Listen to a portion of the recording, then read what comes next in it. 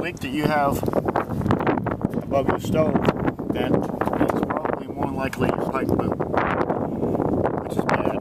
The other thing about it, it's too short. It should actually be a little taller than that, because what I put on them things are called a perma boot, and the pipe would come up about another 6 or 8 inches taller than that, and would put a perma boot on that, which I don't have to change shingles or anything. And then what I found to be the best things for them. Perma boot meaning you don't have to change it for the life of your shingles. I would more than likely bet that that's where your leak's coming from, as far as around that pipe there. I agree that both of your pipe boots should be replaced. And the other thing about them is they were installed improperly. You should actually see the bottom metal hanging out the bottom. So they've covered them up, which really makes them kind of not leak proof, and I'm surprised that you haven't had trouble with that. But we can fix that. This thing here, you're supposed to see metal down at the bottom hanging out so that the water can go around it and not be trapped behind there. The roof right there is rotted. You got rotten wood here. You got a place right here that I hate. When they ran these shingles at this transition, what they should have did is run a piece of metal across here to keep this thing from falling in. And that's what's happening. This thing is falling in here. Which means at every seam, where there's a seam in the shingle and 39 inches over, right here, it sits down in a little gully right there, so it holds water. And then I see they got 2 layers of shingles right here. They ran them real close. Still doesn't stop that from coming in. They ran them close, but then again, they only ran them with a 2 inch offset. See, that's the other shingle on this one. That should have 8 to 10 inch offset, so that was wrong. Also, this is definitely rotted out. Your roof's rotten right here. You got plywood rotted right here. For sure, I can tell you that. That's for sure. It's got a big dip right there. I'm surprised really that this thing hasn't leaked before now.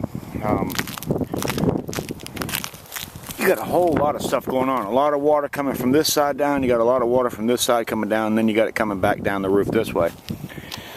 And when they ran this valley, you can see where this kind of sits low. And it's actually wet now. So water does sit there. And water sits there. And anywhere's up this valley, water can sit because there's too many traps. There's too many traps here to keep water from being able to flow right. Like this, a dip right here, bad dip, where it goes down. It's lower than the front of it. So if the water's lower here, then it means it's going to sit there and eventually work its way into your roof. And not only that, when they laced this valley, they laced it way out of the valley, which probably caused a problem too. If you notice, that shingle goes across 1, 2, 3, 4 shingles. And it should actually be, this should be under this one at the very least. And then this next one would be over the top of this one. And then this one would be over the top of the very next one. So you got a really poorly laced valley. They did not know exactly what to do here.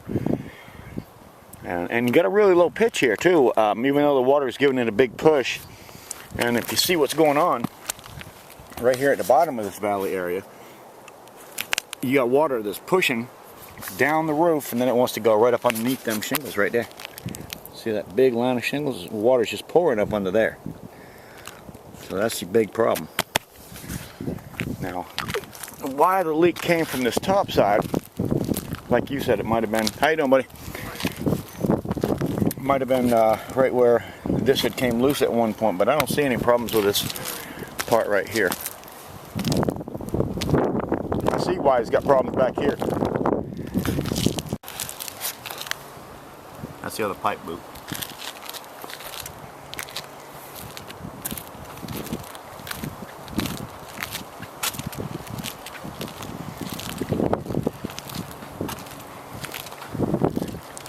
That pipe boot's pretty good. It's the only other one you got here. When I was telling you earlier about the bottom of the boot sticking out, yeah, this one here is bad too.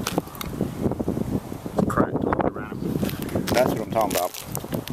This should be over the top of these shingles. Right here. This goes over the top of them. And they've got the whole boot kind of buried. If you can see right there where it looks a little bit funny, right there, that's where you got a big dip in the roof. I don't know if you can see it on this camera. It's a bad dip. And this is the next thing. So you got water pouring down this roof this way. And what it ends up hitting is, and that's kind of all the way around this top section, is the water hits this lip right here and just pushes right straight up, because the water's going this direction, pushes right up underneath them shingles. Only has to go a few inches for it to be a leak. Yeah, see again here when it pushes down this way and it hits right here.